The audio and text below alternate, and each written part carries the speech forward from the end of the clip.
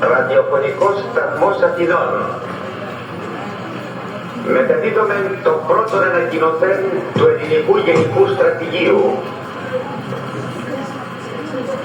Οι Ιταλικές στρατιωτικές δυνάμεις προσβάλλουν από τις 5 και 30 πρωινής της σήμερον τα ημέτερα τμήματα προκαλύψεως της ελληνοαλβανικής μεθορίου. Οι ημέτερα δυνάμεις αμήνονται του πατρίου εδάφους.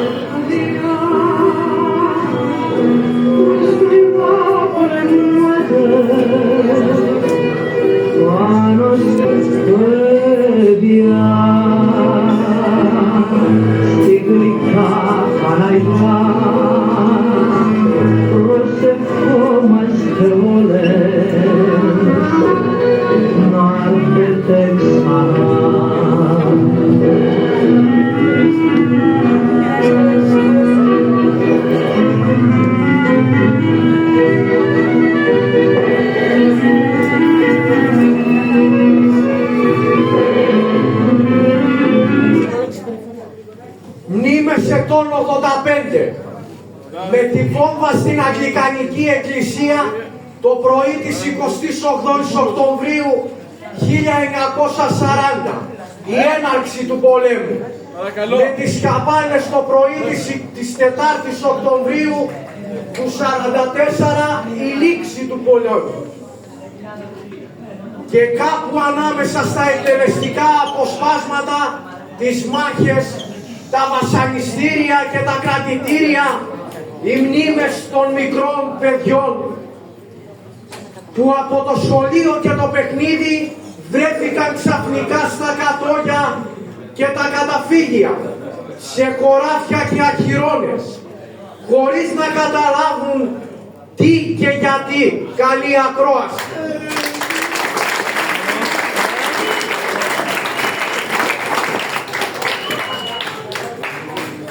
Το πρωινό της 28ης Οκτωβρίου 1940, πολλοί πατρινοί με το άγγελμα της κήρυξης του Ελληνοϊταλικού πολέμου βγήκαν στους δρόμους, όχι μόνο από ενθουσιασμό, αλλά και για να χαιρετήσουν τα αεροπλάνα που γέμισαν τον ουρανό, τα οποία πίστεψαν ότι ήταν ελληνικά, που κατευθύνονταν στα σύνορα για να πολεμήσουν τους Ιταλούς. Αλλά τα αεροπλάνα δεν ήταν ελληνικά, ήταν ιταλικά, τα οποία είχαν βαφτεί με γαλανόλευκα διακριτικά. Τα αεροπλάνα σκόρπισαν τον θάνατο, πλήττοντας την Πάτρα από μεγάλη επίθεση που έγινε στις 10 παρατέταρτο το πρωί και τελείωσε το μεσημέρι της ίδιας ημέρας.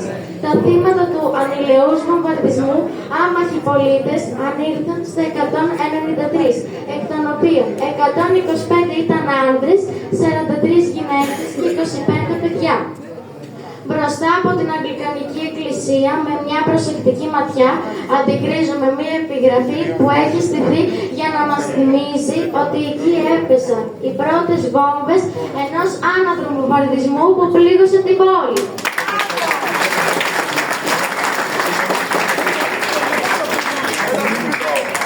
Μαρτυρίες Αθηνών, κατάσταση ψυχής. Μια πραγματική κατάσταση ψυχής συνιστούν οι μαρτυρίες των Αθηνών που έζησαν το φωνικό βομβαρδισμό της 28 Οκτωβρίου 1940 που νιάξαν στα μάχη για να μην στους ξεδιπλώνουν το κουβάρι εκείνης της δύσκολης μέρας. Νίκος Ανδριόπουλος. Το θράσμα της βόμβας έπεσε μέσα στην τάξη. Υπήρχε μια οχλαγωγία με συντήματα κατά των Ιταλών, αλλά το μάθημα γινόταν. Θυμόταν περιγράφοντας αυτό που έζησε σαν να ήταν αλλά το μάθημα περιγράφοντας αυτό που έζησε σαν να ήταν χθες. Με το που άρχισαν να πέφτουν οι πρώτες βόμβες, μία από αυτές έσκασε κοντά στο σχολείο, ένα από τα θράσματα πέρασε μέσα στην τάξη και χτύπησε τον τοίχο. Τότε επικράτησε πανικός. Βγήκαμε έξω από την τάξη και συγκεντρωθήκαμε στην πλατεία Όλγας. Εγώ έμεινα στην πλατεία Ομονίας. Στους δρόμους εισέβαλαν άλλες 3 με 4 βομβαρδισμοί. Όλος ο κόσμος είχε χυθεί για να σωθεί. Η προστασία. Επειδή δεν ήμασταν καλοί, φύγαμε κακοί κακό και πήγαμε στο όρφανο καταφύγιο. Εκεί που οι δοτήτης εξαιρετικά γελάδες, κοιμηθήκαμε πάνω στο στάβλο, πάνω σε ένα σανό. Θυμάμαι το δυνατό ήχο της σιρήνας, που ήταν εγκαταστημένη στην Τράπεζα της Ελλάδος. Από τον ήχο δεν θα το ξεχάσω ποτέ.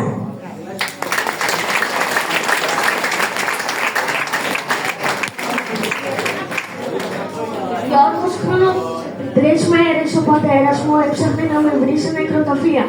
Τότε ήμουν 5 χρονών και ο αδερφός μου ήταν 9 και πήγαινε στους Τρούπες. Όταν άρχισαν να πετούν οι πρώτες βόμβες, ο πατέρας μου είπε στην ανιψιά μου που ήταν τότε 18 χρονών να μας πάει στην πλατεία Ομόνας, στο σπίτι ενός θείου μας. Ξεκινήσαμε με τα πόδια από την Ερμού και ευτυχώς που είχαμε πάει από εκεί. Και όχι από τη Γούναρη, γιατί στη Γούναρη και συγκεκριμένα στο κτίριο που είναι σήμερα τότε σκοτώθηκε πολύ κόσμος. Στους δρόμους γινόταν χαμός και κάποια στιγμή όταν φτάσαμε στην πλατεία Ομόνας, η ξαδερφή μου είδε τα παράθυρα του θείου μου κλειστά. Νόμιζαν ότι είχαν φύγει, δεν ξέραμε τι να κάνουμε. Ξεκινήσαμε τότε πέρασε ένα λεωφορείο και ο οδηγός τους ξαφνιάστηκε που είδε 2 καλοντημένα παιδιά. Μας ρώτησε που πάμε και όταν δεν είχαμε καταλάβει που να πάμε, μας είπε να ανεβούμε στο λεωφορείο. Πήγαμε στο Σαραβάρι και από εκεί ο πρόεδρος μας ρώτησε και θυμάμαι μας έβαλε να κοιμηθούμε στο ματσάρο.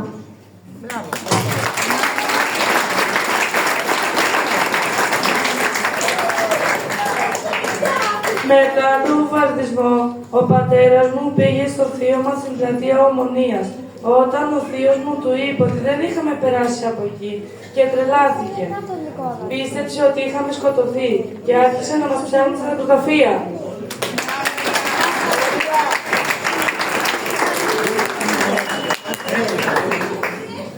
Για 3 μέρες ο πατέρας μου έψανε να με βρει ανάμεσα σε πεθαμένους. Τελικά δεν ξέρω πώς είμεθε ότι ήμασταν στο Ζαβαγάλι και ήρθε και μας πήρε και πάγαμε σε συγγενείς μας στα Λουσικά και μέναμε όλη την κατοχή.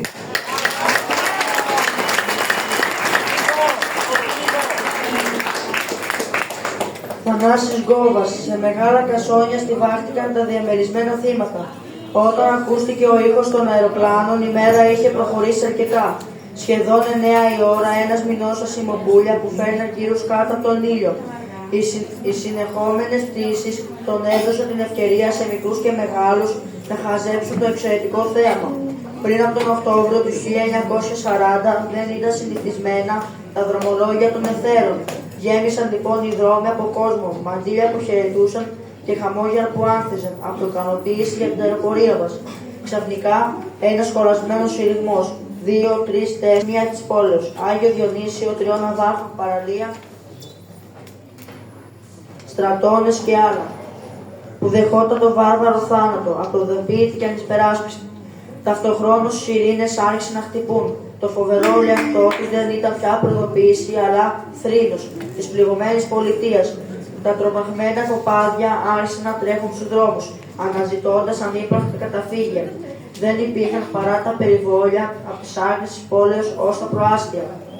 Όμως εκείνες τις πρώτες δραματικές στιγμές ήταν αδύνατη για οποιαδήποτε μετακίνηση προς αυτά. Πρώτον, γιατί τα αεροπλάνα εξακολουθούσαν να περιφέρονται και έπειτα γιατί κάθε σπίτι είχε τους απόντες του. οι άντρες στις δουλειές τους, τα παιδιά στα σχολεία, οι γυναίκες στην αγορά. Πώς να συναρμολογηθούν μέσα σε εκείνο τον πανικό. Οι οικογένειες και να βγουν έξω από την πόλη. Δραματικές στιγμές με...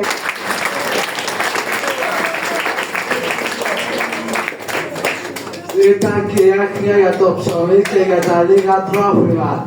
Ποιος ήξερε πόσο θα κρατούσε η έξοδος. Οι περισσότεροι φούρνοι και το σύνολο σχεδόν των καταστημάτων έκλεισαν. Ενώ η αστυνομία προσπαθούσε να βρει τούτο, να εξασφαλίσει κοντά στην ακίνητη κυκλοφορία και ένα πρόχειρο επισιτισμό.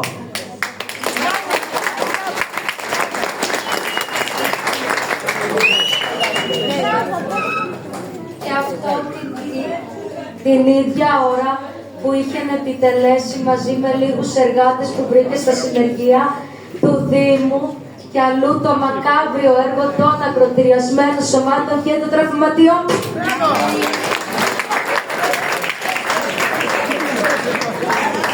Μέσα σε μεγάλα κανσόνια στιβάστηκαν τα 200 διαμερισμένα θύματα και όχι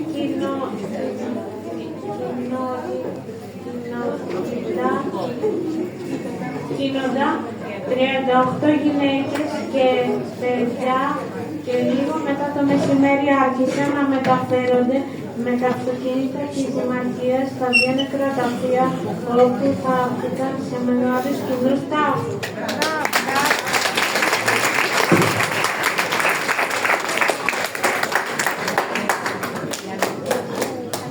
Οι άντρες της περιοριστικής υπηρεσίας έτρεχαν από το ένα στο άλλο.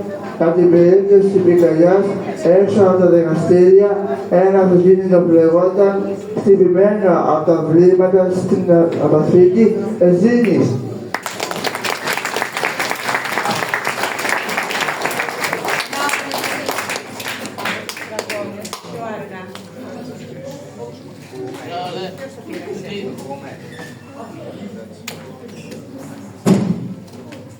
Και από τους στρατώνες άρχισε η μετακίνηση του 10ου Συντάγματος σε χώρους περισσότερο ασφαλείς. Τα έμπεδα εγκαταστάθηκαν στα Γλυκάδα. Εκεί παρουσιάζονταν οι στρατεύσιμοι που φορούσαν το χακί και έπαιρναν τον χρησμό τους, προωθούνταν καταδημιουργίες σε περιοχές λιτοφυτευμένες για να υπάρχει καμπουφλάζ. Και εκεί γινόταν η συγκρότηση σε λόγους. Ακαρίες παλιών στρατιωτών με κατοικασμένα οχήματα και ζώα.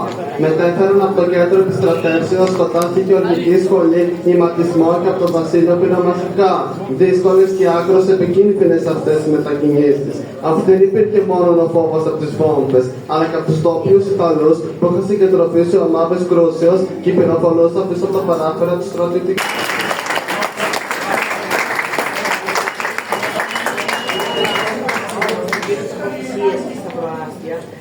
Ζεροκλέικα, οποία αποζέλει καρόλ, συνεχιζόταν όλο το πόλεμο.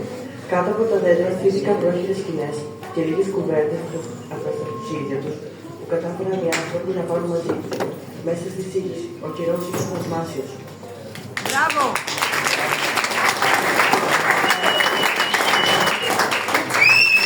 Ιδιαίτερα κάτω από τις ελιές και το δάσος του Γεροκομείου είχαν καταφύγει χιλιάδες πατρινοί μέσα στο μοναστήρι γονατιστό. Ακόμη την Λιδωρία που κατέβασε στον εχθρό από την πρωτοβουλία του. Στα μέτρα εκείνης απαιτήθηκε στα πεδία των μαχών. Δεν είχε πάτρα λειτουργικά πυρά, και όμως βρέθηκε κάποιο στο βασίλειο και πυροβόλησε ή μάλλον έφτιαξε κατάμετρα το εναέριο υπέριο των φασιστών του Ντούτσε με μια καραβή.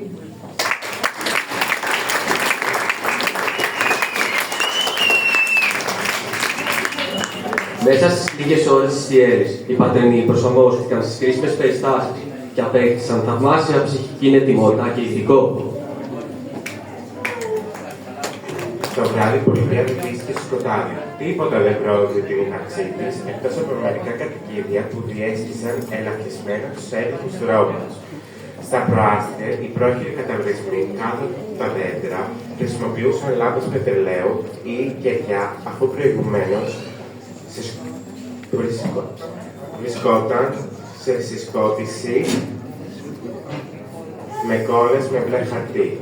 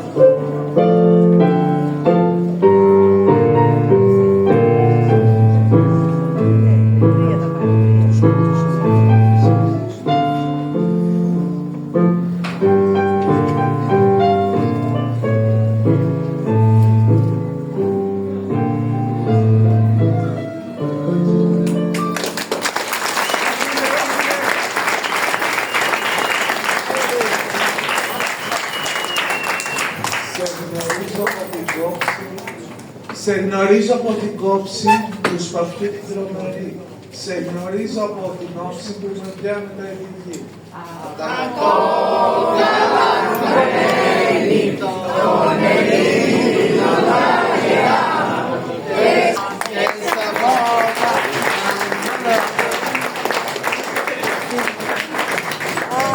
Συγχαρητήρια και στους καθηγητές και στα παιδιά μας. Λαμβάνοντας λοιπόν υπόψη την Υπουργική Απόφαση Γ4 150-2000 ΦΕΚ 246 κάθετος 2 Τρίτου του 2000, ορίζουμε σημεοφόρο τον μαθητή της Γ Λυκείου Γιαννούλη Γεώργιο του Νικολάου με τελική επίδοση 18-7. Παραστάτες τους κάτω μαθητές Παναγοπούλου Νικολίτσα του Κωνσταντίνου με 18 και 2. Λιάπο Βασίλειο του Γιάννη με 17 και 7. Με 18 και 8. Συγχαρητήρια παιδιά. Αφρικά για την επιμέλεια της γιορτής. Την αναστασία του Ζώδη, του Λόρογο, αγγελική την κούρτη και τη βοήθεια της. Τον Ανδρέα το Σκούρα που πάντα με βοηθάει στα μουσικά και τον Ανδρέα τον Κόρτα για το πίσω. Στον Παναγιώτο Καπογιαννόπουλο.